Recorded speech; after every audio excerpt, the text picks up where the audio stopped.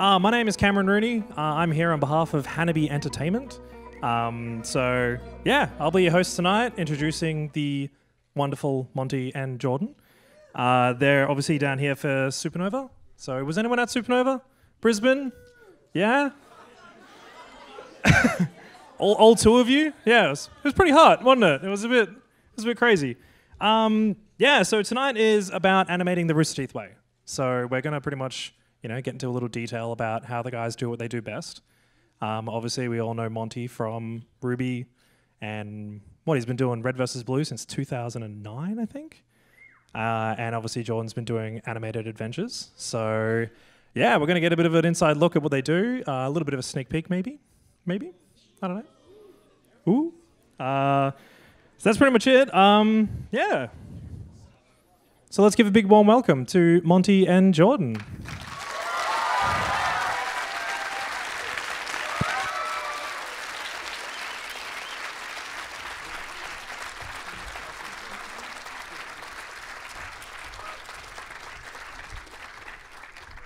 Good day, everybody.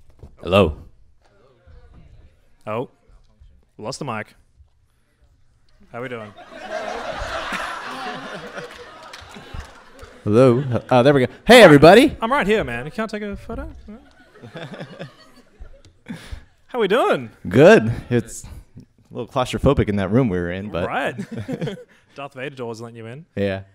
Cool. So, yeah, we're just gonna get straight into it. How are you liking Australia? It's cool. Yeah? Yeah. Everyone's so nice here. It's like you guys are like so thankful for us to be here, and we're thankful to be here as well. Don't be surprised if that's all Monty says. Monty's for the been rest taking of it. pictures of everything because he's a tourist.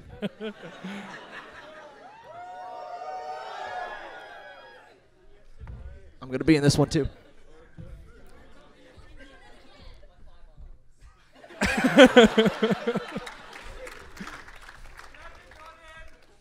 Thanks. What is with you guys in panoramas? What's the deal? Like, I don't know. I just like being in them.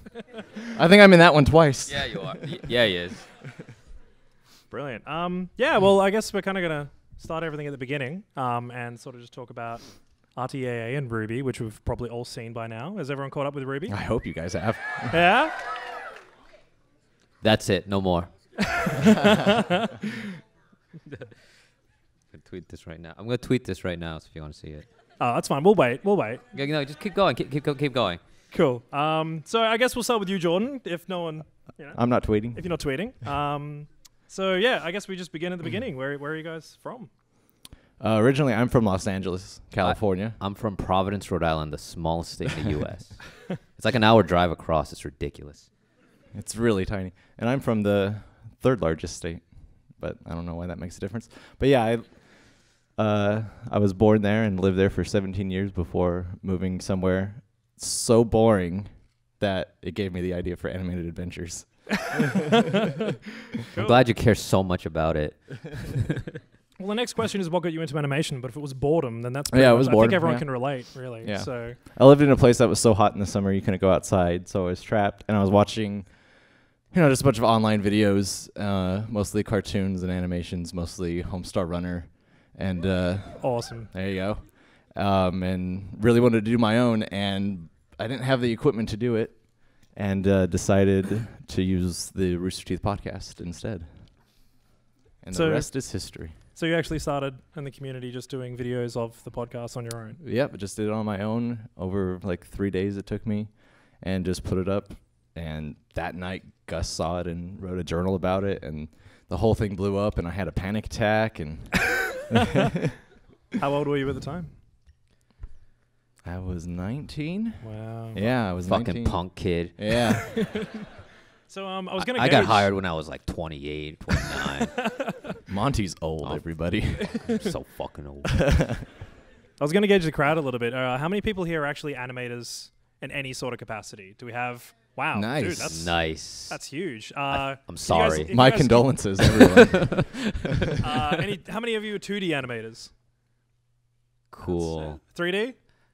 I'm sorry. Hey. How much longer does it take to do 3D than 2D? Seriously, it's insane. I was just about to say. Yeah.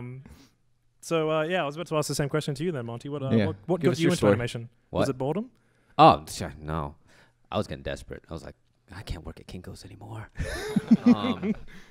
Yeah, I made I was doing videos. I was doing a lot of videos before before Haloid. I was doing a bunch of videos, but no one was watching them. I was like, man, I can't spend 8 months on something and not have someone watch it. So I was like, I got to do something popular. Halo's popular. Metroid's popular. Let me just put the two together. I didn't know it was going to be that popular. It's funny, too, because after Haloid came out, and it was like 1 million views in a day, all these game companies started calling me up, and I was like, that's cool. I'm getting hired by game companies. This is weird. Sure. And I'm like on my way to moving to Chicago and working at Midway Games, and I get a call from the Rooster Teeth guys, and they're like, I just thought I was chatting it up with some cool dudes because I'd been watching Red vs. Blue since season 1, but it turns out they were trying to hire me. So I was like, hey, oh, that's cool, bye. And at the other end, if had I known, Brendan was like, well, that went well. And, 2 game companies later, I'm like, I finished the game, and I wonder what those guys are up to. And I called them up. Brendan's like, what the fuck? And so we started talking about working on season 8 together, and that's kind of the long story short of how it happened. It's been 4 years at RT, best job in the world. Yeah, it's awesome. Cool. Can confirm, best job in the world. I had a few other questions in between, but he answered them, so I guess that's pretty much it. No, not really. You said you worked on a game. Yeah, at Midway, I worked on an unreleased title. It's hard to say much of what it's about because it's like it never got released, so there was nothing I can say about it. But other than that, it would have been cool. Midway is now NetherRealm Studios, and they had to move assets around after their shutdown and such. So, but about a year after working at Midway and finally getting really getting into the groove of working there, I'd also been making Dead Fantasy, and that was fun. I did that in my off hours. I would rush home every day at 5:30 or so and just work on Dead Fantasy. When that came out, the art director of Namco Games contacted me. I was like, well, this is happening again. I'm going to move to California. And I worked on the game Afro Samurai there. Did that for about a year and a half, finished the game. And that's when I was like, well, now I got to find another job because I didn't know this. You finish something, it's actually not good news. You actually have to start looking for new work. I was just like, I thought I'd be working here for, oh, wait, hey, Rooster Teeth, cool. And that's kind of like Bernie and I just happened to be on a panel together. And yeah, so those were my 2 game company jobs. And that was a lot of fun. Not to say, working in games is great. Honestly, making another game would be a lot of fun. But in the meantime, I kind of discovered that film is a lot more consistent and a lot more efficient in terms of its delivery. Definitely. How many people here have seen Dead Fantasy? Would anyone want to taste? We got a clip. You want to see a clip? Yeah. Can we dim the lights just a little bit, and I can get something set up maybe? You mentioned Haloid too quickly as well. I was going to show both. Which one do you want more, Haloid or Dead Fantasy? Both? All right, cool. Dead Haloid Fantasy. There's another cinema across the hall. We'll do Dead Fantasy first. How's that?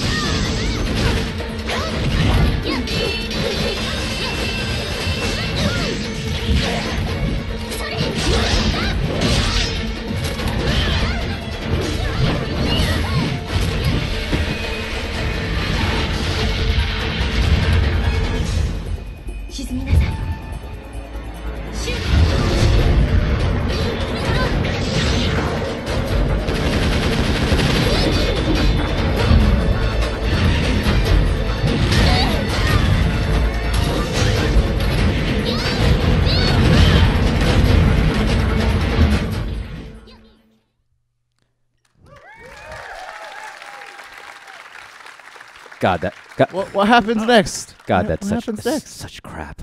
I could do it so much better now. So, where did you learn to do that? Oh man, the thing is, that's like a few years into working with the program that's made in. The thing is, I'd been using Poser which is what that's animated in, what Haloid's animated in, which is what RWBY's animated in. And I picked up Poser from my high school's computer lab when I was like 15. So that's been like over a decade's worth use of Poser and getting familiar with it. How did I learn how to do that? I used it. That's it. Pretty much it. Does anyone here use Poser? Tested it once. And an entire crowd of That guy animators. said once. One person Not has tested surprising. it once. That's crazy. Does anyone use? I mean, Maya's probably the most. 3ds Max. I mean, are they similar at all? Blender. Blender, yeah. Who uses Flash? Hey. So yeah, I was gonna run through what programs you guys actually use. So, what do you use for Flash. Yeah. For me, That's it's primarily Poser. I started at Poser 2, and I'm now in Poser 10. I stayed at Poser 7 for like about 4 years. I also, run the Adobe suite. So I run like. Funny thing about my pipeline is I try to run the edit simultaneous as the animation. So I'm play blasting into my timeline at the same time to make sure that everything's kind of running and creative while being creative. So it's a weird thing to say. It'd be easier to show. Photoshop. I use mainly Maya for modeling, as well as building blend shapes and some of the animation. Ever since RWBY, all the animated weapons are animated in Maya and then exported as an OBJ sequence that plays back in Poser. And a few other things like sometimes particles are done in Particle Illusion. After Effects for a great deal of compositing. But that's kind of the bulk of it right there. Sweet. And how many people exactly work on that? Well, let's see. It varies. Like at our peak, RWBY was at 30 people. Wow. When all the trailers were done either entirely by me or me and Shane.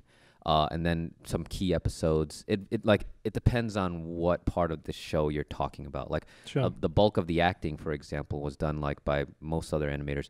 And it's like 3 or 4 other jobs that, like modelers, animators, and, they also vary in height of use. So like our technical director our main technical director, he also did some compositing and some modeling as well. So what does a technical director of RTAA do? Is he?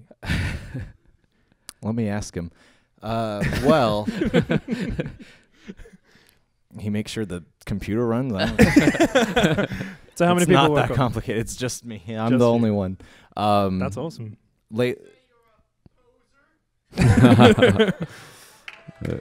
we have That security? doesn't even Can we work like a escort someone goddamn it, Barb. Recently, Shane's been helping me.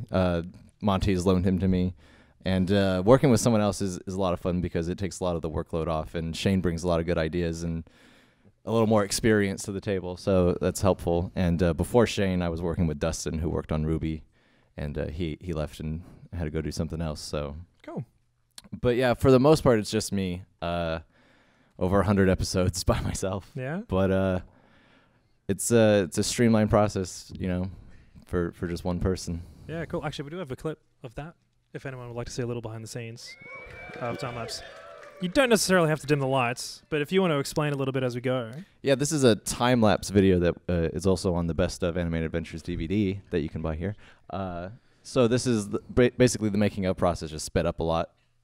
This is right now making backgrounds. Which one's this for? This is, Gus Goes to Mars. You may remember this one. Yes. This is just making backgrounds and staging everyone to, before animating. So, making props, making sure everything fits on the stage, and testing the movie to make sure it plays back well. Out of spite, motherfuckers. Drawing more backgrounds and stuff. So how long does it take you to make one episode? Well, how long did it take you to make this episode? This one, I think, just the animation clocked in at like 12 hours. So that's probably over the course of 2 to 3 business days, or, it takes about 3 to 4 days to do it from start to finish. So it's tough, when you only got a week's turnaround to get ahead, but it's still cool. Look at that. It must help that the guys are pretty funny. You must have like a lot of resources to go through the RT podcasts and the Totally, yeah. It's good to be backed up on plenty of material. Sure. And more material getting generated every week with the podcast. Yeah. crazy. There was a slight clip in there of me going into another file and getting a background that I've already used, so I didn't have to draw it again. I noticed that when he puts a helmet on, he's actually the hairs on his chin are bent. Yeah, And no one's ever gonna notice that. that's one of those little things. But yeah, it would have looked funny if I hadn't done it because it'd be sticking out of the helmet, Oh, sure. and then in space that would just freeze off.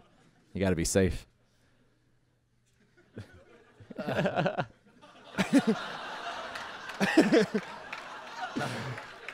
So that's Gus shooting himself. It's a little manic, isn't it? Like, how many of them have you killed in animation? That's a good question. Gus has died a lot, actually, but the Orange Monkey Eagle one, too. There you go. We have a clip of that, too.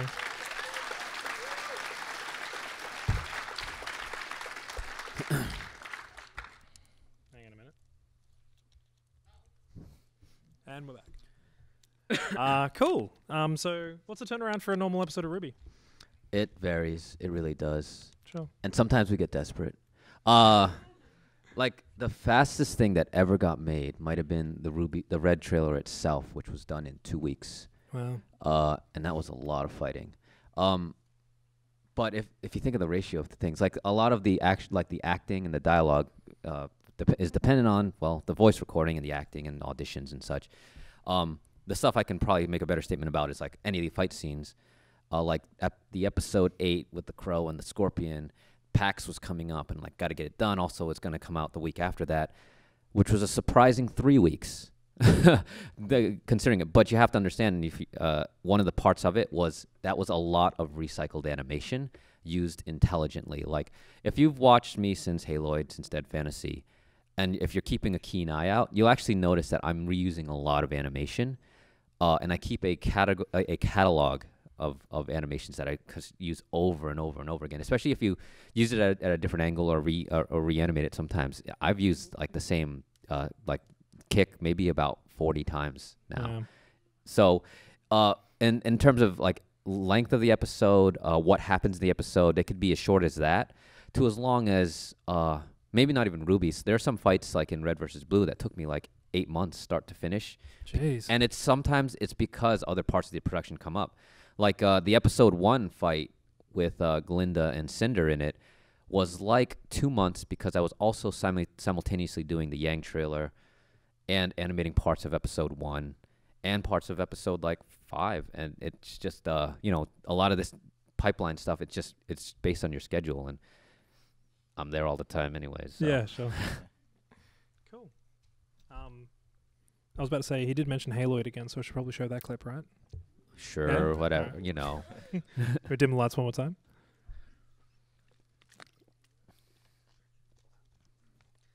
There it is. It's getting moody in here.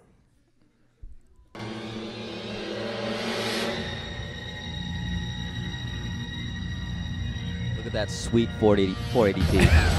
I couldn't find a higher one.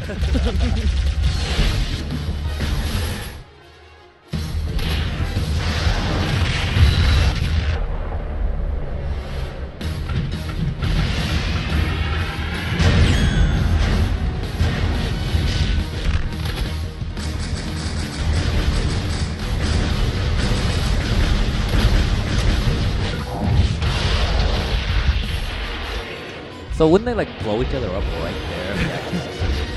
I've seen that before in The Matrix.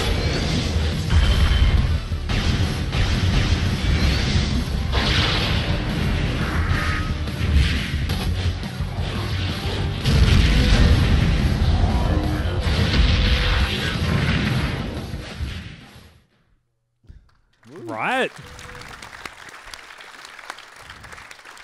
So, Monty, do you like action? I mean, is that a... Yeah. No? I didn't think so. Kind of fun. That Haloid was done in its entirety in 2 months while working 2 jobs, maintaining a steady girlfriend, and going to the gym. It can be done. Yeah.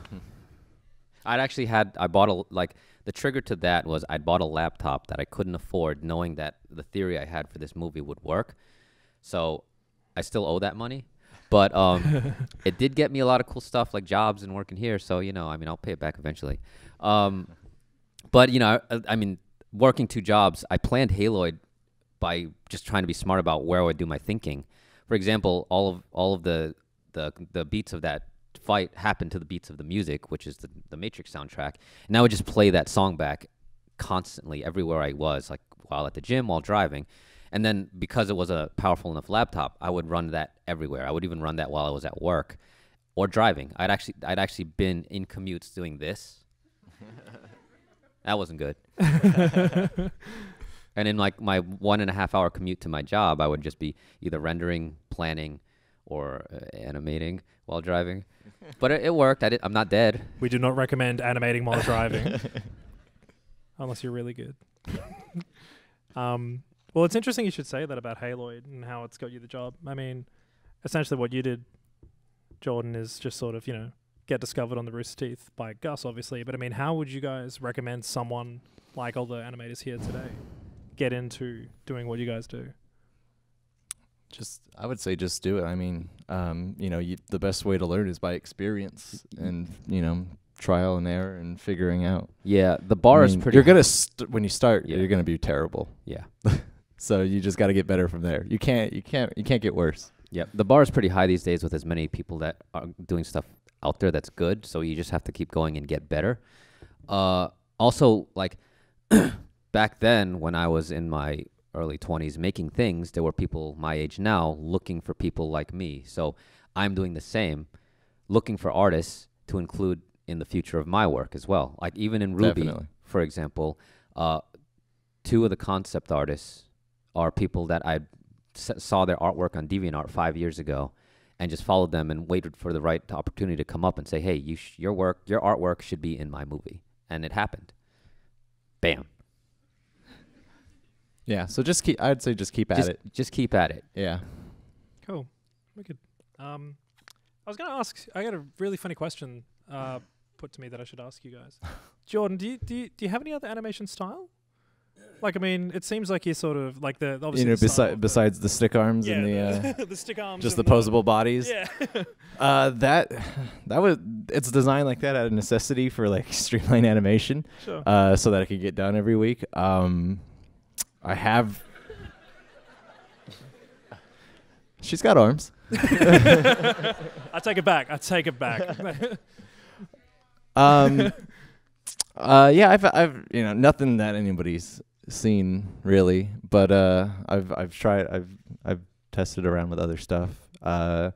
Maybe someday in the future there'll be another style of mine.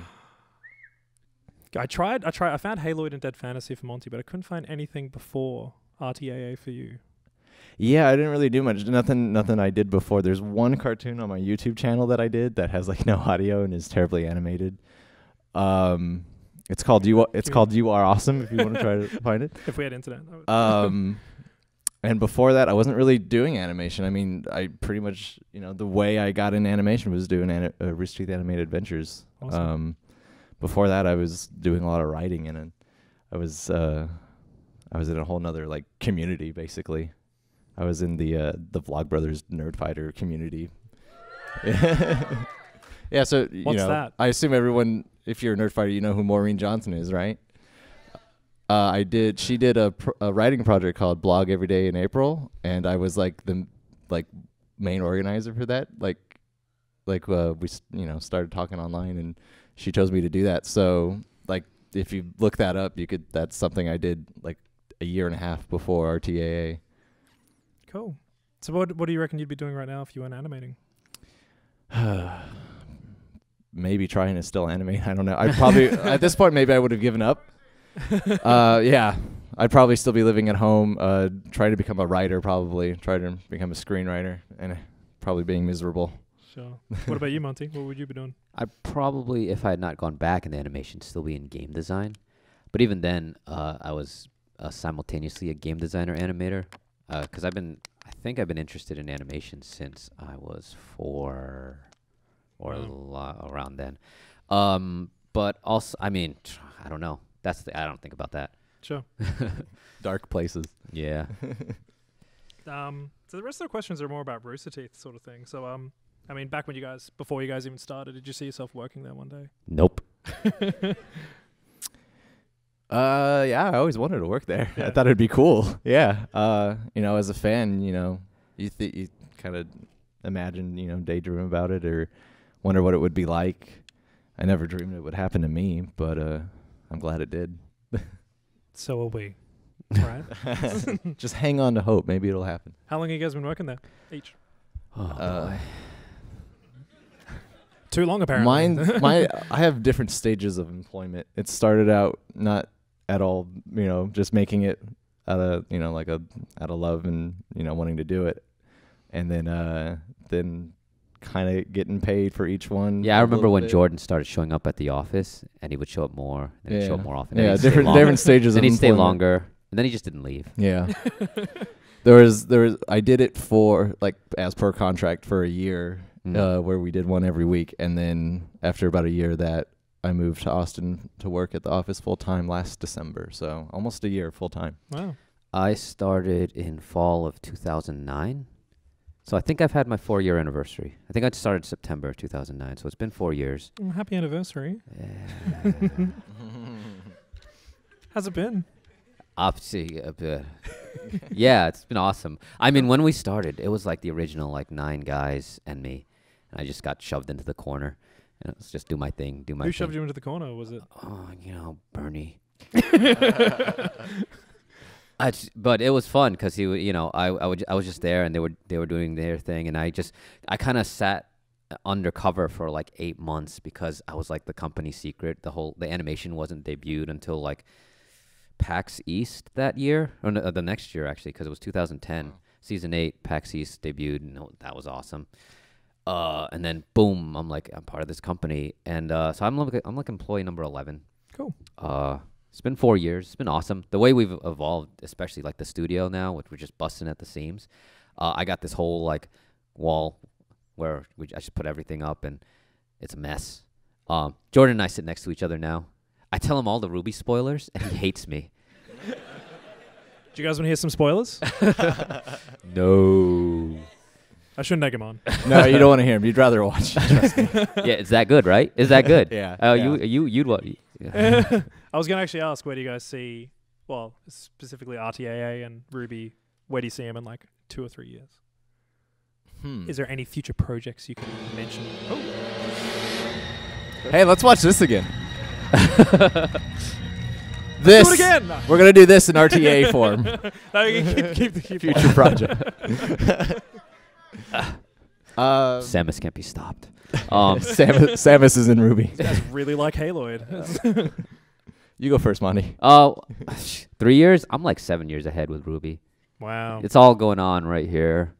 I'm I mean, not that I'm saying there's going to be 7 or 10 or 15 years of RWBY, but, I'd like that. It's good to be prepared.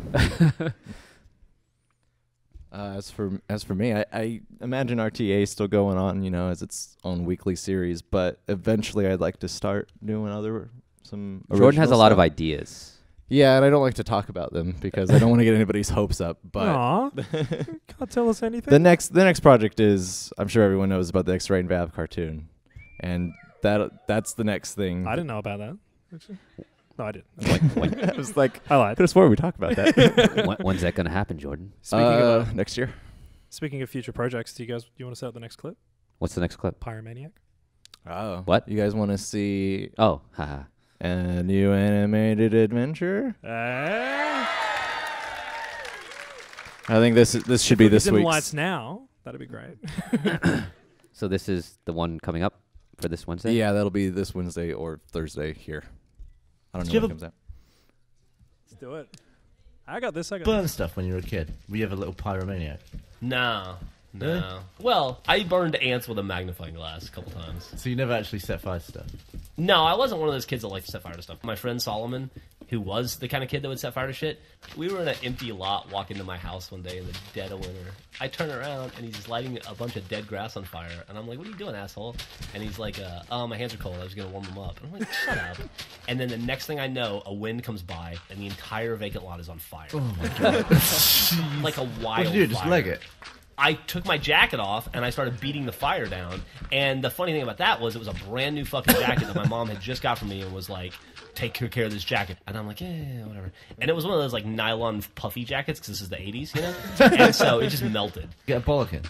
Well, I never told my mom, but the jacket, I took it to school the next day and I hung it up like on the hook at school and I never brought it home again.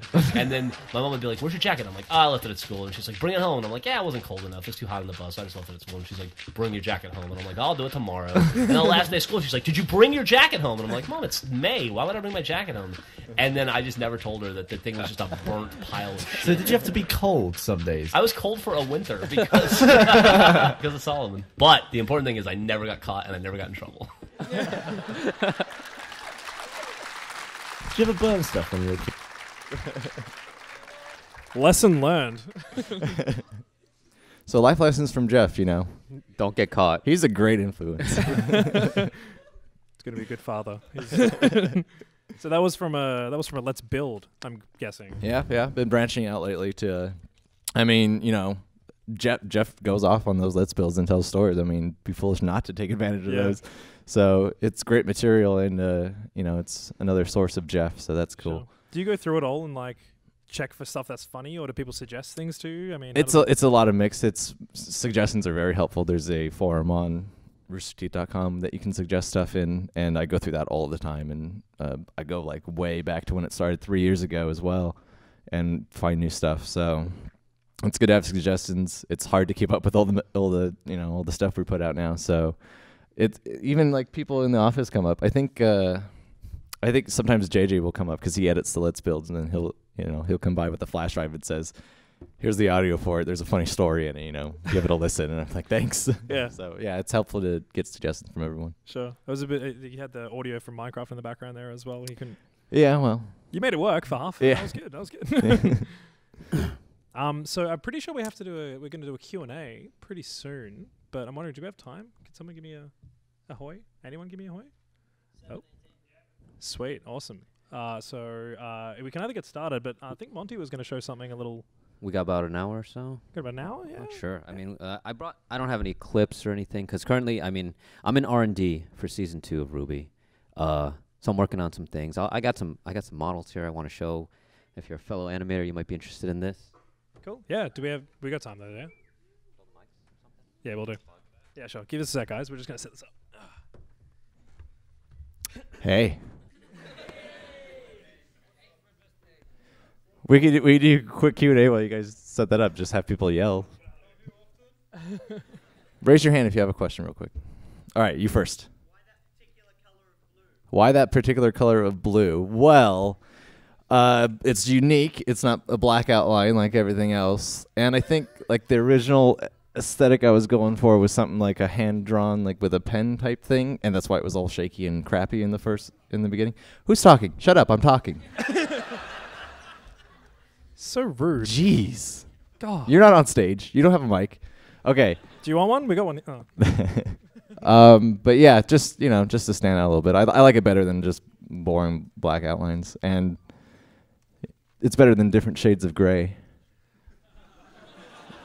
I'm controller. By the way, Monty, they can see everything you're doing. Yeah. Cool. All right, Karen, if you want to pick someone. Okay, I can do it. Yes? Are we good to Are go? we doing that? Just one question. One more question. Okay, Yeah, one more. Grab your mic down here. Brad, you want to come down here? And Karen, you go for it. Yes. I'm doing the question? Yeah, pick someone. Awesome. You're not asking a question. You're getting someone else to ask you. Do you have a question, Karen? Do you have your DS? Yeah, it's right here. Sweet. I'm probably Slow. going to street pass you. It's on. You got. Did you guys add each other? If you're in the front row, you probably got lucky.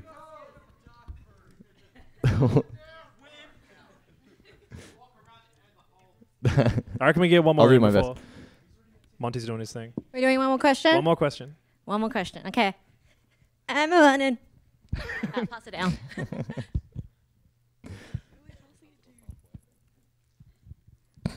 So, Jordan, when's the all wood animation Jeez. coming out?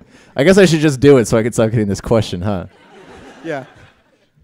We thought of it like the week it came out to actually do it, and then there wasn't enough time, and we were like, well, the joke's gone. I mean, it's not going to be fun anymore. But people keep asking about it, so If you're interested in different types of animation, you should watch next week's Gauntlet. Oh. Are you taking another question? All good. You'll see. I'd say crappy. How we doing, One more question? Yeah, sure. Yeah, sounds good. Karen, one more? One more? Yeah. Okay. Raise your hand. We're going to do another Q&A afterwards. Raise so them up don't high. Yeah. Raise a Come high. on. She's short. She can't see you. worry. Aw. Aw. I can hear that. I don't know why people have mics. So. Do you use a mouse or Wacom? Oh, that's a good question. A lot of people assume that I use a tablet to animate, but I've always used a mouse. I've never used a tablet. Everything, it was all hand drawn with the mouse. People. Now, now it's a little different because it's they're kind of built instead of drawn because there's like a base style, so you could just use that and like change things around with the mouse instead of having to redraw stuff. So yeah, at first it was done with the mouse, and then now it still is. It's just a different process for drawing new stuff. Good question. More? Yeah, go for another. Okay. Keep going. Jeez, Monty. Jeez. You making Sorry, an episode of Monty took RWBY the over other there? mic for those guys. Hold on, I'm gonna button. Don't we have another one? Poor Karen. It's totally cool. I have his mic. This is Brad. Oh, you Monty. Yeah, took the blame mic. it on Monty. Ugh. I'm currently clearing my plaza gate This for is you just guys. this is just a question for Monty. Will you be applying the 12 principles of animation in the future? The what of the who now? We didn't go to animation school. We don't know what that means. I'm a high school dropout. There's a thing on. Do you know what the 12 principles are?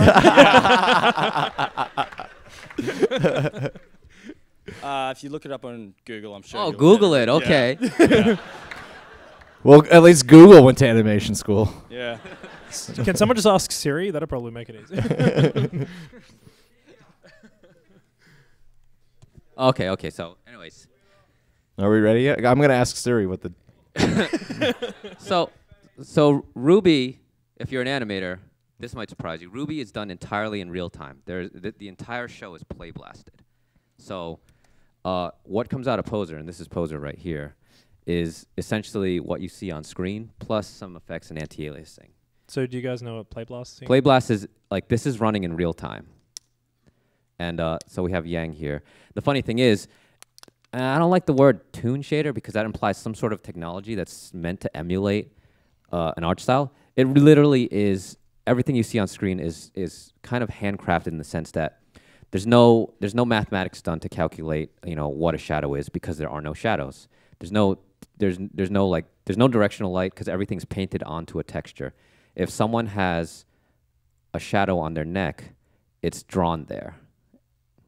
And so even the lines on the face are done through the sense of error called backface culling, which is when something is a single-sided polygon in a game or in 3D, it means you're seeing it from one side. So here we have two layers of the face. So it's kind of like, when you're in a game and you fall through the floor and you can't see anything. That's because there's no other side. There's like you can see it from one side and not the other. And so the line on the face here is done through essentially a glitch in 3D programs. So I'll show you what I mean. Just for a little more of explanation as well. When they make a Pixar movie and they render out a frame and it takes like a week, and they say, it took us like 6 months to render out the movie. Essentially, what's happening with RWBY is it's all happening live. So if it's like a 5-minute clip, how long does it take to render out a 5-minute clip? Probably like 5 minutes. That's it. So this black mass right here is the lines, and this is the face, and it's literally done through actual polygons. Do you want me to hold the mic? No, I'm good. You look like you're eating your laptops. And it'd be easier to tell if I take the line layer and just color it up a bit. Wow.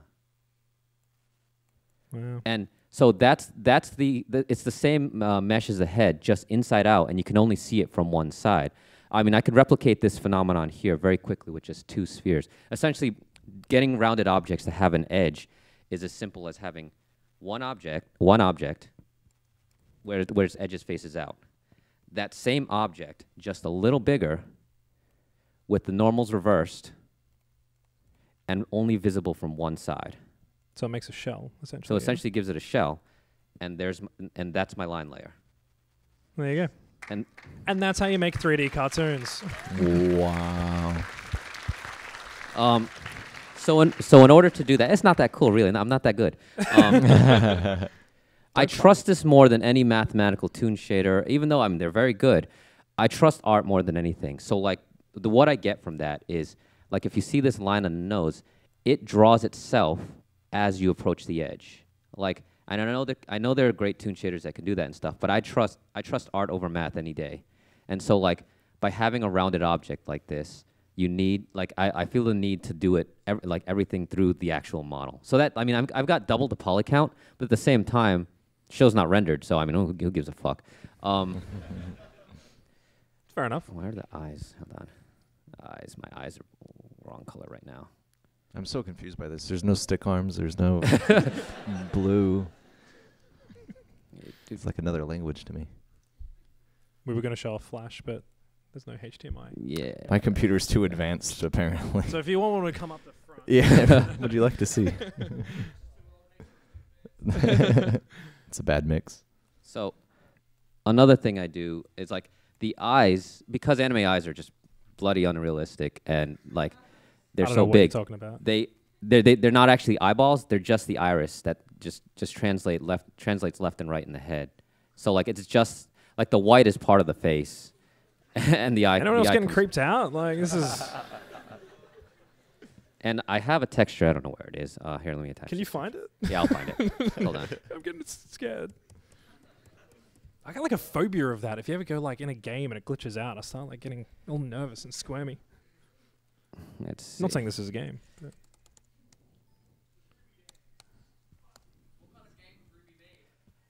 Good question. Awesome. Good answer. There we go.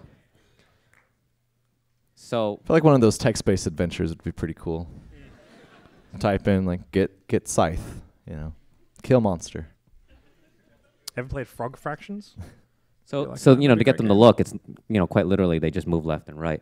Now I take all this. The bulk of the modeling gets done here in Maya. This is a base female, which all the girls share the same skeleton, and then on top of that you build clothes on top of it, and essentially the rigging is done in Poser. It's an arduous process, but once you get good at it, one skeleton that works for every skeleton also means that one set of animation is universal. So once I've brought that into Poser, here's Yang, and she's ready to go. Show off the physics.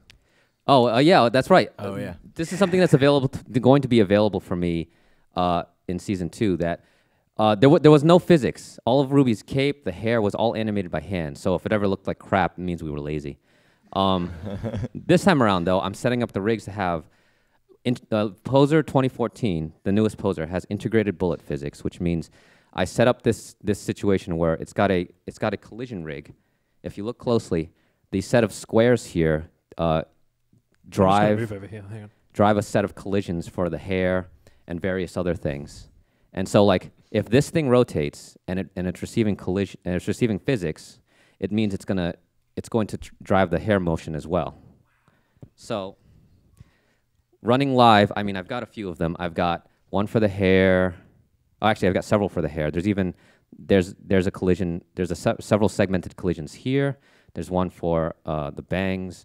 There's several of them for the skirt. Even this one drives that little scarf right there. There's a very important one right here. What did I miss? So, season 2, real-time boob physics. So when's Animated Adventures getting boob physics? Is that happening, or is that? Have you seen Dark Chocolate? So running this, bullet physics, it's great. You can calculate the sim and actually bake some keys, which are down there. Just for kicks, I'm going to run it live and drag her. You can just tell from here that it runs pretty beautifully. I think season 2 is going to be a bit better than season 1. Oscar. Looking get an forward Oscar. to it. Like, reaching a whole new audience, man. This is and I mean, I could go on and explain about Poser all day. I honestly would love to do an actual class.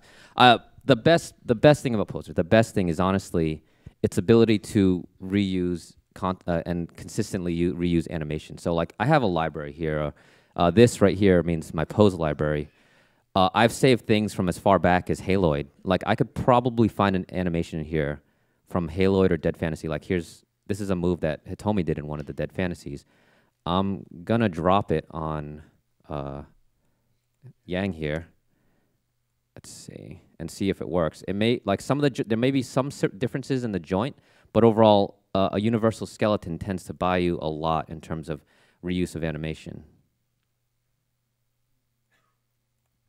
Oops, there we go. And so now that's probably one of the combos she did for Dead Fantasy. I'm gonna calculate that sim. And there she goes. Whoa. Just the same, yeah. I could even append or just both works with animation as well as just BVH format, which is the mocap format that I work on. That's universal. So I also just keep a library of BVHs on my desktop. Let's see if I can get to it. Let me find. I don't know. Let's see. Don't look. There's spoilers, guys. Don't look. Just close your eyes. Why is Stuff no from maybe Project Freelancer, like even stuff from there might have been like, let's see. Nah, it's okay. This is me back in season 8 when I knew that Simmons had to grab the back of the warthog, and he was like flailing around hanging from the chain gun, and so I went in the mocap room and just did this. Video card, it's great. Here we go.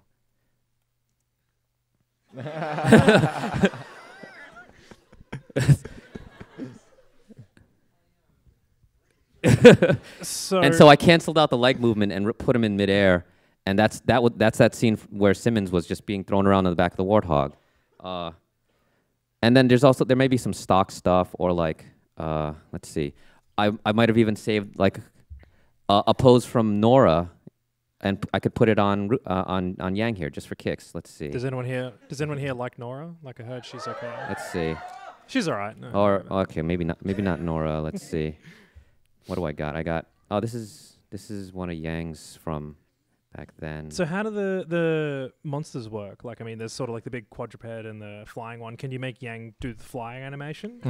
Oh, you know what? I I can't find a Nora animation, but maybe I have some stuff from like the wolves. Let's see how well that goes. Yes. And by the way, the wolves was just me going in the mocap room pretending to be a wolf.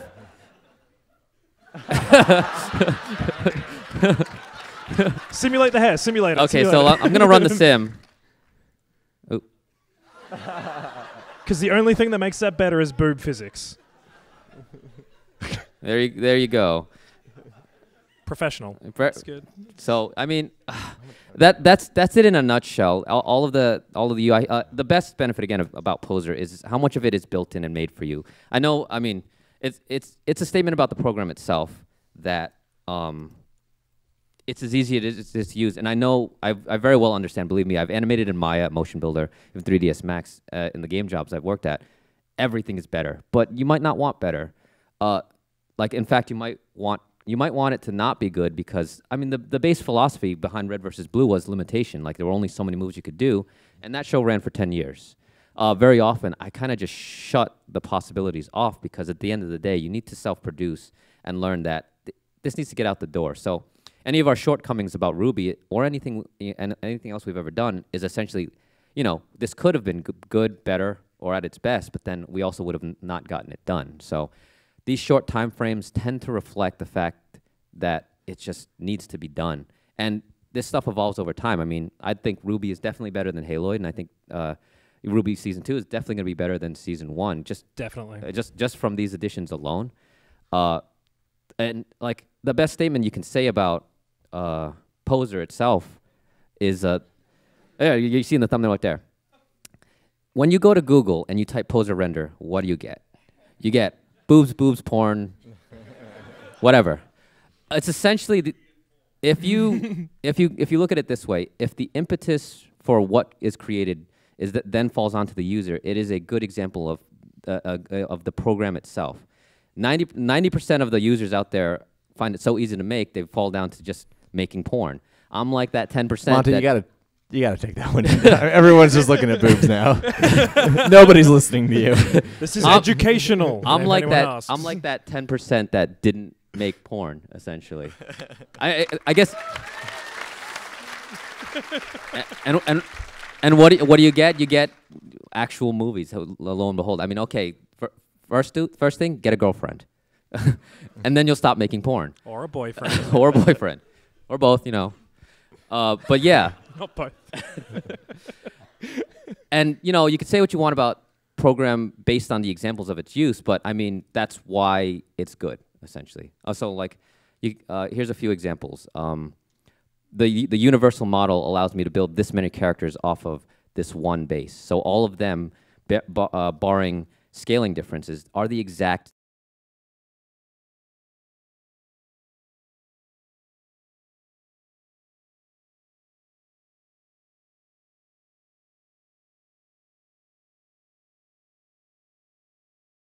big in possibly anticipating things being on it, perhaps. But you know, that's the rest of her. Blake as well. You know, it's very simple, and if you can tell here, the shadows are baked right on. Like that's the shadow from her scarf to her neck. That's the shadow from her tailcoat to her skin. You know, everything for Blake is pretty much right there. The show is pretty much rendered in real time. I mean. Also, the low poly count is kind of a benefit that I tend to wanting to live with, because these jagged edges, I mean, they could be better, but it could also take longer to render. And playback is kind of a key. It's one of those things. Being an anime, especially, it's very exaggerated. So, like this shot from the Weiss trailer, it gives this accentuated motion where if you look at it from any other angle, it actually looks like that.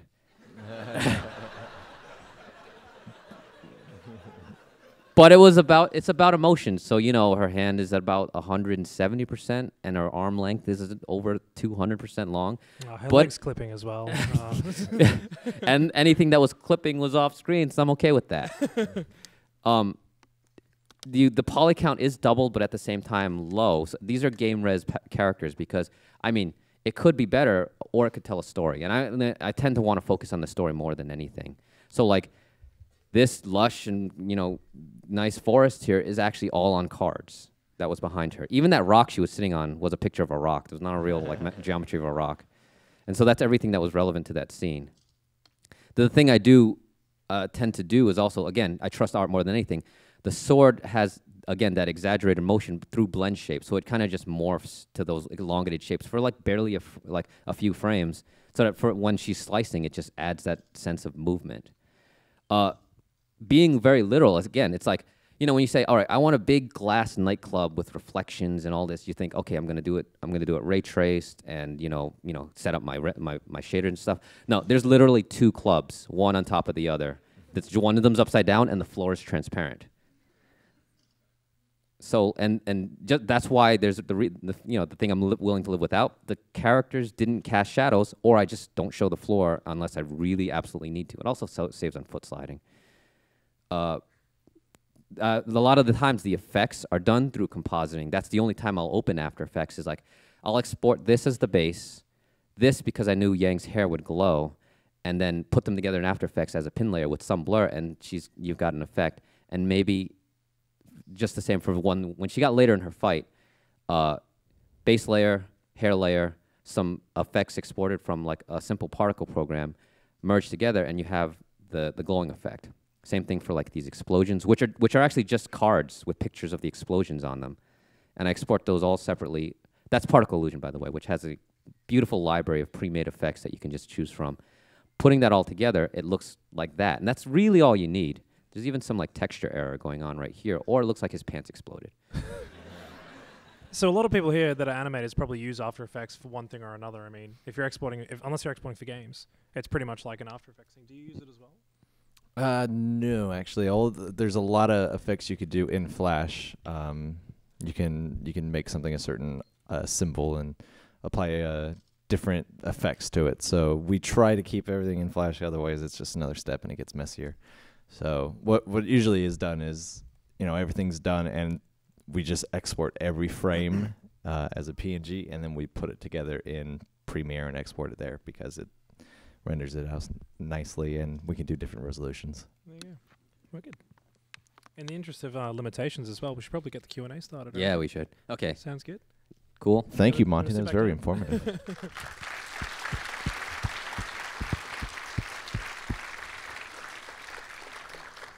Queens. Well, we have 2 microphone guys on either side, and I'm going to make them climb over so you get people in the middle so you don't miss out. But if you have any questions, Oh, feel free good. to Okay, I'll start first because I have start the mic shouting out. already. This is Hold on Karen, a sec. by the way, and this is Brad over here. So Hi guys. Hey. First of all, for Jordan, do you have a favorite animated adventure? A favorite episode? Well, it's hard to choose, but I would have to say I really like episode 100 because that one was really like a 'cause I was in labor it? of love completely. I'm the because pizza guy. Remember? Oh yeah, Monty, voice of the pizza god. Yep. He likes to remind me. You were only cast as that because you were the only one in the office. Well, also because we couldn't do the dumb cunts together. Or you didn't want me for one of the dumb cunts. I wasn't good enough. You ended up. I didn't want to bug you again, so I just did it myself. Anyway, that's not important. I really like that one because it was something I worked on. Like I wrote it, like way in advance. I did it. It came out in June, and I had written it in November and recorded it in November. I wasn't even working You there went back yet. in time? It was the year before, you dummy. But that one I really like. Otherwise, like from the podcast, I always liked the electric fence story because it gave us Anime Bernie, one of my favorite one of my favorite alter egos. Who's seen the electric fence? Everyone? Yeah. Who wants to see it again? Yeah.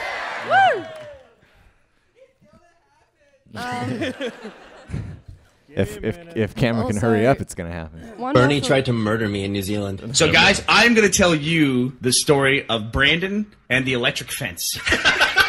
As you know, New Zealand has a reputation for having these like rolling green hills that are gorgeous. And we were looking over this huge valley just across this fence from us. And I look down at the fence while Brandon is going, "This is amazing. This is the best thing I've ever seen." And I see this big sign saying, No. It was a small sign. It is yellow, completely though. Bernie. And it shows a hand with lightning coming out. And we were...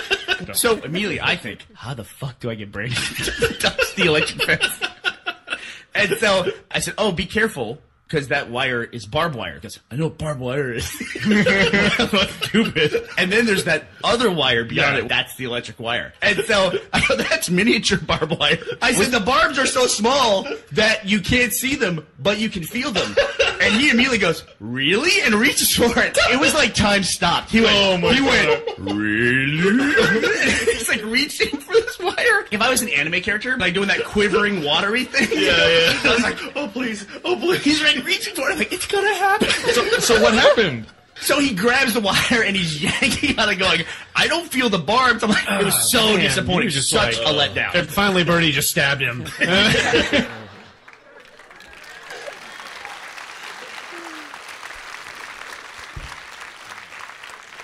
There's another death in Animated Adventures. Brandon gets killed. And I've also got one for Monty, just really quickly. She's over there. Oh, hey. Same girl. Still here. Where? Hello. Did you base the voice actors off the characters of RWBY, or did you kind of base the characters around the voice actors that you'd already chosen? Good question. It was a little back and forth. I had the characters first, and then we started doing recordings. And then the characters essentially grew with the actors. So you start with the base archetypes of what their roles should be, and then we kind of took it from there based on the readings, essentially. There's a lot of improv they do with the lines that are great. Like the "She likes tuna a lot" was not written in. And then Lindsay just did it, and we're like, that was awesome. Yeah. I was going to ask Monty what your favorite animated adventure is. What's your favorite animated adventure? What's that? Anyone you're in? Oh, geez. I would have liked the skydiving one more if you'd concluded that part with the. You did this last time. We had a panel. Thanks. Oh. Go ahead. Tell why it would have been better. Yeah, it would have been way, but I liked it. And Joel and the Panther actually was really funny. Yeah, because the way the Panther was just turned around and looked at him really slowly. What Monty was gonna say is there's an audio bit that got cut out because Why did it get cut out? Joel likes to tell stories in a very unnatural way. Like, you know, he just goes from one idea to another without bridging it. I thought it would have been funny. Like when I was picturing it, I was like the part where skydiving Joel, and it's like they go 3, 2, push, and he like the next line was Joel doing the ground, the sky, the ground, the sky, and I was like, that would have been beautiful. And I was like, it didn't happen. And I'm like, Jordan. Maybe nowadays we could do it, but it was pretty early on still, and I would be like, I don't know how to make the ground look different in the sky. It's just been a line traveling up the screen. Like watching this one. This one came out 2 years ago almost, and it's just like I could have done this so much better now. Cool. Next. I've got a question for Jordan. Seeing as RTAA is pretty much all comedy, I could say it's entirely comedy. What were you writing when you were trying to be a writer and a screenwriter beforehand? I was like trying to find what my style was going to be. I'd like to think I'm funny, but I couldn't write comedy very well when I was writing stuff, so it was like just a lot of Quentin Tarantino ripoffs, really. I wrote like half of a screenplay that was basically Pulp Fiction, but I changed it. My favorite thing is on the RTAA DVD. It's one of the menus where Chris is like confused about what to pick. He's just like, and he does like 10 different things. And that's the thing, it's all animated. So those are Jordan ideas. Where the one where he's going and then he just spins 180 around, and I was like, that's not in the audio, but it just happened, you know. That stuff was hilarious. Buy the DVD.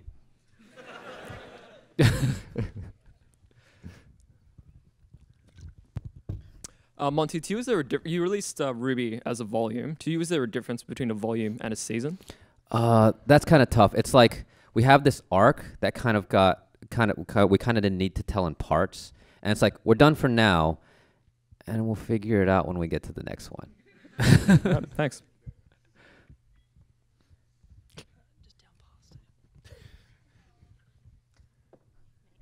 Oh, I have a couple of questions. One, are either of you in an animated adventure, and can you give me a number? Because I want to make a screenshot and print it and get one of you to sign it, and in Adelaide next week. I'm not in any, no. So. No. Oh, sorry, Cam. I just met you. Monty's in a bunch. I think his first one, I don't remember the numbers. Something with mocap, right? It's 30-something. Oh. Yeah. Boner. The boner yeah, one. I can't remember what numbers they are. It's like in the 30s. I'm not in any by design. I refuse to put myself in them. But yeah, Monty's, I don't know. What? Oh. Yeah, no, I forget which ones. I want to see him too, but you know, he's being a prick about it. I have very... but he's gone as far as already drawn himself. That's the thing. Yeah, it's just in case, so I, do it now so I don't have to do it later. And what is the process of matching the mouth animation to the voice acting for the AAs? It's I have different, like 3 different mouth shapes for different sounds that are like, there's the E sound, and the ah sound, and then O. And so just at 12 frames, it's tough because it doesn't always match perfectly, but you just drag over like the frame and it'll play the sound clip, and whatever sound they're making or close to what they're making is the mouth I'll use, and I just draw it each time frame by frame, and it's very tedious and I don't like it. It's my least favorite part of the process. You scale and transform them though as well to make it like stretch out for elongated. The mouths? Yeah. The mouths are each hand drawn. There's there's no scale or rotate. Wow. It's just I go to the frame and zoom in and draw it. There you go. I have 2 questions. Hi. I have 2 questions for Monty. Sorry, Jordan. Monty. I still don't see him. There you are. Hi. Yeah. Monty, you said you have pretty strict time constraints for RWBY. Have you ever had to sacrifice like your physical or sleeping patterns to get an episode out? I mean, I live across the street from the studio, so like, and when I need to go to bed, I'm just like, all right, I'm going home, or I sleep at the desk. It's like, yeah, nah, but it's cool. I mean, I like doing it, so I'm never like. I sometimes just be like, that's the thing. I'll just be at my desk and I'll just shut down, and then I get back and I'm doing it again. It's easy to forget to sleep when you're working on something cool, right? I mean, that you don't want to stop. So that was my experience with the Podcast King episode. Oh yeah, that where awesome. I was up 36 hours straight at the end trying to get it done. Wow. But didn't realize what time it was, so just kind of kept doing it. And also, Monty, why do Ruby and Yang have different last names when Oh, they're you'll sisters? find out. I mean, it's. I've known real sisters with last He names. told me, and I'm mad at him. So I've known real sisters with last names. I've known real sisters who look nothing alike. It happens sometimes. Yeah, thank you you. know, You'll find out. You'll find out eventually. It's more fun to have This the guy mystery. knows. It's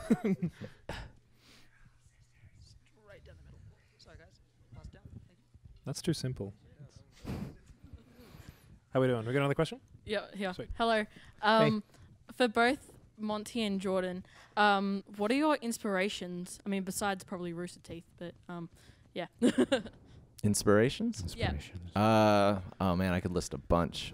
It's everything from like internet animators to cartoon shows. I watched Edda and Eddie. That was probably my favorite show as a kid.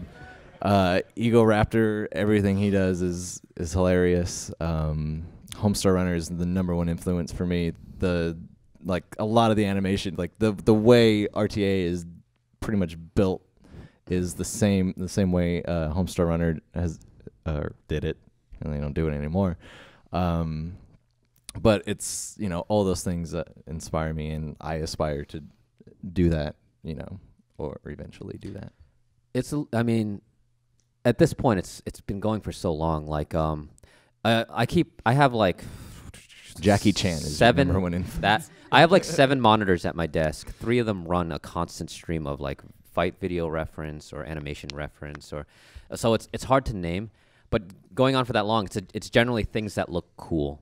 I mentioned this at the last panel. Like, I've been going so long with the amount of ideas that are built up. I'll see something, I'll say, I want to do that. It could be so finite or so large. It's like, I saw a movie, I want to do something. Or I saw a clip, I want to do something. It's going on for over 10 years now. So I kind of have what I refer to as creative blue balls, where I just want to, like, get this out of my head and just, like, put it at you. So, you know, it'll all come eventually. But I just, you know, it's hard. You know, you're working, and that's what explains the 60-hour days. It's just, you know, I just getting it out there is tough. Well, you've definitely got your priorities straight, doing the boom physics first, and then, you know, the ideas will come after. Jordan doesn't like that analogy. It's not that I just don't know what to say afterwards. I feel Dead like or alive inspired animation. Oh, that was good. That's good. Hey guys, up the back. Shout out to the back row, up here, chilling. What up? As a game designer, well, studying to be one, what's the one thing people assume about animating that annoys you the most? I'm assuming it's the time it takes to do it, or something like that. But yeah. That annoys the most. No, it's. I mean, time is a part of it, but it's more so not meeting what you wanted it to be due to the lack of time. So you just work as hard as you can, and still, there's never enough time. So the thing you got to learn to is essentially let go, which falls back to the production mentality of like, look, I know this could have been better, but very often I say bad animation is better than no animation. So like just the same, like there's a lot of secondary stuff that I like forgo, or just first-secondary stuff that's not even good. It's just like, just get it out. Slow down on the jargon. Essentially, yeah. I mean, you always look back. I mean, we've both said the same thing. It's like, I could do that so much better now. But if I didn't do it then, I wouldn't be where I am now. So just get it out there, you know, and move on. There are parts of the process that can be tedious, but when you're doing it and you know it's hard work and you just want to get it done, it's rewarding to see it when it's done. Yeah, you like don't even if you're doing like a small sequence or like a simple movement, and it's like this is taking forever, but when you see it completed, it's like, well, that was worth it. There's an incredible amount of tedium, but I can't remember a single moment where I was just like, I can't believe I made these 3,000 keystrokes. And it's just like, yeah, you did it over and over, but you don't remember that stuff. So just keep doing it, how ridiculous it is. Just a series of clicks. Yeah. So it's basically like, I worked really hard on this, so fuck you and take what I give you. Mm-hmm. Thank you. That's a good philosophy for life. Hi, guys. Hello. Hi, guys. Hey. Thanks for putting me on Twitter, Jordan. Yeah, you're welcome, Patrick. So, Monty, favorite RWBY character and favorite weapon? Oh, jeez. RWBY characters are hard. I always get this question. It's like, well, I mean, they're all like my babies, so I mean, why would I pick a favorite? I I mean, a while ago, my answer was you haven't seen her yet, but then the answer to that was Cinder.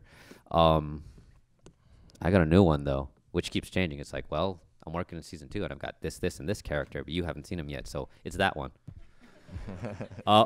Favorite webtoon? Weapon? Okay.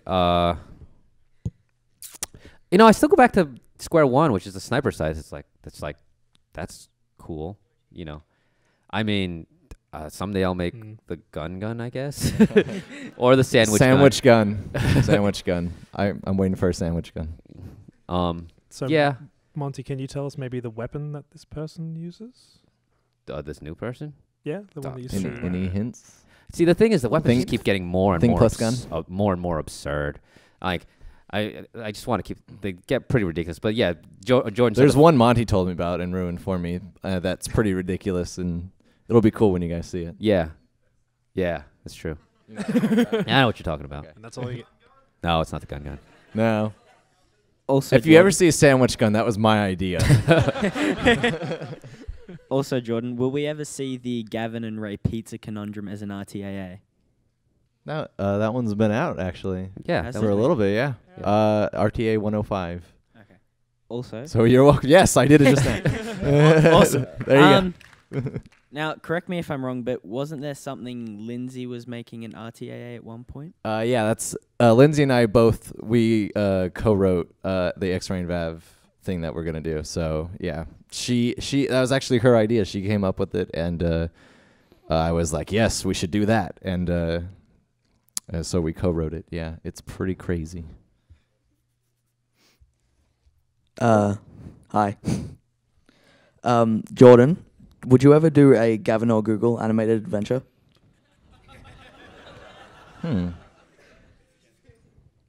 That's interesting. It does lend itself visually pretty to some funny stuff. There is, like, when we were trying to come up with that intro, I did an animated adventure, like Gavin or Google intro. It never got finished. It didn't get finished in time, so we never used it. But I really liked it because it was like little RTA Gavin popping out one of the O's in Google, going, I'm feeling lucky. But yeah, there could be. Should go back and listen to those. Hi. A friend of mine and I were having a dispute about Penny, and we were wondering, to go right to the source, is Penny a cyborg of some sort? Why would you think that? That's so weird. I don't know. She seems perfectly normal to me. Yeah, what are you talking about? She seems like a lovely young lady. Yeah. You'll find out. You mean you floating swords don't come out of your back? You'll find out. This is one of those things it's a lot cooler on screen than it is if I were to told you. Yeah. All right, thanks. Monty, over here. Sorry, man. I asked you this at RTX, and I figured at the end of the season now, it's all over. Has your favorite weapon come up from the dick ton of weapons that you've got? I mean, yeah, Sniper Scythe was definitely one of my favorites. But then also, back then, people asked, what was your favorite? I'm like, it's not shown yet. It was Shotgun Nunchucks. Yeah, that's what you said, yeah. So that was what I was talking about back then. That's not what I'm talking about now. But the story behind Shotgun Nunchucks is the funny thing about that episode that just came out was I animated that sequence 2 years ago, actually. And I pulled up that animation because we were just at the end of it. I'm like, I have something cool. Let me put it in. And because this was me even longer ago, knowing that I was going to animate this, I'm like, all right. And if you've seen Terminator 2, Arnold did that thing with the Winchester shotgun where he did the flip reload. And I'm like, well, I could put a blade on the end of that, and that would be cool. Or I could put 2 shotguns at end to end and have him do that. Wait, that's not enough. He should be holding 2 nunchucks, which is 4 shotguns. And that's why Torchwick had to send off an absurd amount of shotgun blasts at point-blank range. I think there were like 40 shots in there. But hey, he did it well. So yeah, shotgun nunchucks was the answer then. For my favorite, is not the answer now. Hi guys. First of all, one for Monty. Which was your favorite episode of RWBY to animate? Probably the Chapter 8 versus the Crow and the Scorpion. It's the first time you see all of the members like performing as a team and working together. There's just some beats in that. Or I just knew I had. The funny fact is the Scorpion fight almost never happened. They were gonna run away, and it was just that's it. But I'm like looking at the members of Team Juniper, like thinking, all right, I just looking at my arsenal. Like I've got 2 shield guys, a fast guy, and Nora with the hammer. And then this is a Scorpion with 2 claws, a tail, and needs to die. So, like, all right, as a team, they fended off the shields. Ren took care of the tail, and Nora killed it. And so, it's like one of those things where, like, I just plot this stuff out in terms of teamwork. And it's something I've done before with Dead Fantasy and having 9 characters on screen. So, like, having these 8 characters work together to take out the stuff. And RWBY's ridiculous plan with the crossbow was actually Miles and Carrie's, like, only beat. I was like, they should do something with the ribbon. I'm like, okay. And I came back with, and she should drag it up a cliff. And they're like, how is he going to do that? And I'm like, duh, I did it. And the thing is, I just go into my hole and just do it. Spent the weeks it took to make that and came back and they're like, well, this is awesome. And it just happens. It was a lot of fun. I did it fast and I knew it was going to happen for PAX, which is great to show in front of an audience. So it's a lot of fun. Yeah. So chapter 8. Hey, Monty. 2 questions. You used covers of SNSD for the Dead Fantasy girls. Do you have any plans to do that with any of the RWBY girls? You mean like music videos? Yep. Sure. And with RWBY, is there a limit to power levels, or by, say, season 8, are we going to have them blowing up planets? I will say they will get stronger. Blowing up planets might be a little too absurd. This isn't Dragon Ball Z. Slow down. Yeah, they will get there will be a limit to the powers, but at the same time, there is no true limit to like the human spirit. So like all of them together might be able to take out a small planet, maybe the moon. They try really hard. I mean, the moon's kind of fucked up already, so maybe just the moon. Maybe it already happened. I don't know. Hi, up at the back. Curious. You've obviously already shown us. Well, yeah, you showed us how you thought up of the nunchuck shotguns. How did you come up for the other insane weapons from RWBY? Like, that was my pitch to Bernie. I was like, oh, like you can go back, you can track back to a podcast where I was on it. I'm just like kind of picking Bernie's brain about like, what if we did this kind of thing, or what kind of shows would be appropriate for Rooster Teeth to do aside from like Red versus Blue. And then after that podcast, I said, okay, Bernie, this is what I was talking about. So I've got a character. It's like this Red Riding Hood-esque character. She fights with a sniper rifle scythe, and she hooks the blade onto the enemy, and then when she fires the gun, the 50 caliber rifle goes and pulls the blade through the enemy. And he was like, well, I'm sold. It's essentially, understanding motion and being an animator. You say, well, this stuff happens on its own. Just setting up the elements for why it could be cool. So, a story behind shotgun, nunchucks, sniper scythe, various other absurd, ridiculous, obnoxiously bad weapons that just somehow make it work. Like same thing with shotgun fists. Like I knew like the term for pulling back your punch for another one is called chambering. So it's like, well, you also chamber guns, so why not? And then bam, shotgun fists. Now, my question's for you, Jordan. Correct me if I'm wrong, but you're on a podcast not too long ago, and you talked about making a special animated adventure for the Melbourne crowd at the ACMI. I think I already showed it. I mean, you want to watch it again? You want to see it again? Well, I think what I was hinting at was some cool stuff that Shane had been doing, and visually, Shane has been able to create some cool stuff like that explosion in last week's animated adventure where the car blows up. That was all him. I mean, he did it so well and very smooth animation, and he's a lot better than me. So and he did like the fire in this one and all the kind of cool explosion stuff. He really likes explosions. So that was a joke. He would come up to my desk and be like, "Oh, you should probably put in some more explosions." I was like, "Yeah, get out of here, Shane." And then when I found out that he's going to be helping me out, he was like, he just had this like big grin on his face. He's like, "We're going to blow stuff up." And sure enough, like I gave him like the ones he ended up working on were ones that needed fire and explosions and Jeff pooping on a couch, which was something he did. That splatter on the couch was his idea. So yeah. Hi. Oh, yeah, down here. Anyway, I have a question for both of you, or for each of you. Jordan, how do you decide what bits you're going to use as filler in between the main plot points of the animated adventures? Like in the Doorbell episode, you have Michael strangling Gavin before it goes to the next bit? How do you decide to do stuff like that? It's I try to cram as much funny stuff as possible, and for the most part, just people standing there while they're explaining what's going on isn't visually appealing. So like if there could be a funny gag where Michael's saying he was in the office, well, you think what does he do in the office? Playing video games, that's not funny. Messing with Gavin's funny. So him like having him in a headlock while and then hearing the doorbell and throwing him aside is something funny. And it's just a gag that everyone gets and understands. So trying to just keep everything visually appealing is usually what I strive for. And for Monty, when you were working with Jeff for the music, especially for the trailers, did you animate the trailers to the music, or did he write the music to the trailers? It's kind of similar to the answer to working with the voice actors. It goes back and forth. Like, for my own work, I tend to put music first and animate to that. But Jeff typically works by having visuals first and making music to that. So we actually kind of work together where I'll give him something, even if it's just saying something to him about what's going to happen or putting in like very crude first passes on it. That gets him started. He sends something back, and we just go back and forth a lot. The example for the Red trailer, for example, the Red trailer was originally like 5.5 minutes long, and then he made music to it, but then the music that came back when I was only about half of it. I'm like, I started whittling it down and making the animation tighter, and we kept going back and forth to the point where it just got to the 3 minutes it is now because I liked the song so much, and it didn't need to be longer, and I was able to tell the same amount of content in shorter time. So it's a back and forth process, just like working with a voice actor even. Hey guys. Hey.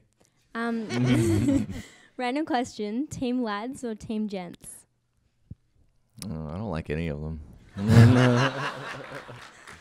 Their jobs are way cooler.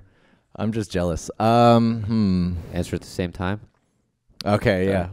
1, 3, 2, 1. Lads. We did finally. We did that. Yeah, we didn't get it at the same time. Last time we did red team or blue team, and I'm red, he's blue. And fuck I that said guy. blue. I think I'm the only person that likes gents in the whole planet. So. Hey. Yeah, okay, right? first of all, thanks for coming to Australia. No problem. Thanks for having us. Okay, Thanks for letting us into your country. Yeah, there's Yeah, we a few almost issues didn't with make it. that. Anyway, 2 questions directed at Monty. I'm probably going to get a fair bit of flame bait for this, but Jean and Pyrrha, what's going to happen with that? Stuff. I knew I'd get that answer somehow, and I don't know why I asked it anyway. Anyway, have you heard of a dude called Fear Noise? No. Well, he's actually working on making a RWBY game, so to speak. Oh, okay. It's still in alpha. Oh, I've seen that. The one that's done in Unity. Sorry? It's done in Unity? The game engine. Oh, yeah. Yeah. I've seen that. Yeah. So, what do you think of that? Like, That's cool. Do you think that could actually happen, or? I mean, he can do whatever he wants. I think it is happening. I think he's working on it. He is working on it, Jordan. I know that much. I got a video right here. Yeah. That's cool. I mean, he can do what he wants. That's fine with me.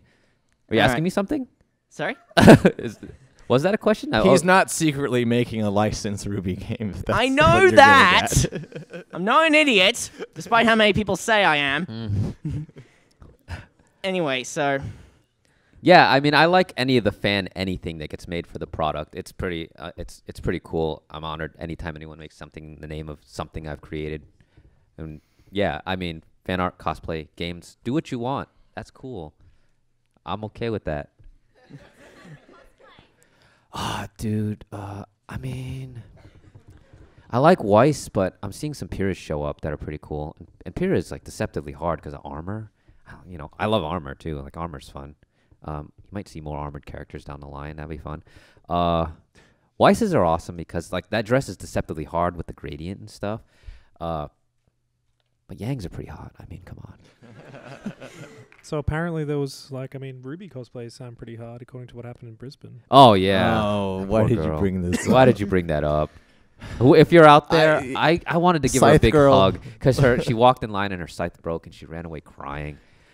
It was, and she was so good. Like, it was such a good cosplay, and the scythe was so good. I was like, oh no, that poor girl. Yeah, like we're excited. We were like, no, wait, come back. Yeah. And I don't think she ever came back. If she did, she wasn't in costume, so we weren't sure. Yeah, it makes me depressed. Thanks. Yeah, Cameron. if you're out there, don't cry. Yeah, please. Unfortunately, guys, we only have room for one more question, I believe. Pressure time. And Who's it better got be the good. last question? Who's got it? Over there. Right over here. Hello. Hey, Monty. Yes. Will we ever find out what happened to the moon in RWBY? Yes. Okay, let me be a little All more. right, cool. What? Okay. Thanks, everybody. This is the last question. I'll be a little more elaborate. Okay, you've seen the phases of, it's, I mean, obviously it's not currently disintegrating because you've seen it in different phases. It's essentially, it's broken and it's rotating. And when it's full, you're just not seeing parts of the broken parts. And when it's half, you're seeing it from the side. So half of it's just split off. And it just spins. So it has its own phases and shit. It's not like our moon where it just like, we're always seeing the same side. So, I mean, just think about that. And, I mean, you'd normally think that'd be kind of chaotic, but, they manage. It's cool. I mean, obviously there's a reason that happened. I mean, fuck it. They did that in Star Trek. They had a broken moon on the Klingon home planet, and they're fine. Are they, though? Yeah. But, yeah, there's a reason. And, again, back to, like, all the other questions. You'll find out why it happens. I mean, that's the state it is. I mean, that's pretty flat explanation about why like what it is now. Why it's the way it is, you'll find out. It's important. So yeah, the moon's pretty important. Yeah. Cool. Well, that's all we have time for tonight. So, Aw. Not exactly. Sorry, guys. We will be doing a few signings out the front. If you have more questions, you can ask them there. Very brief though. We don't have much time at all because Nakami's going to kick us out. So, if you guys want to, Thank you for coming. Yes. And thank you all for coming. Thank you so much, everybody. Can we all get a photo of you all as well? Is that all right? Yeah? Sit back down. Okay. Sit back down, everyone. We're taking a photo. I can shout. You want us to go in the audience? I already took a photo. So. I'll grab it.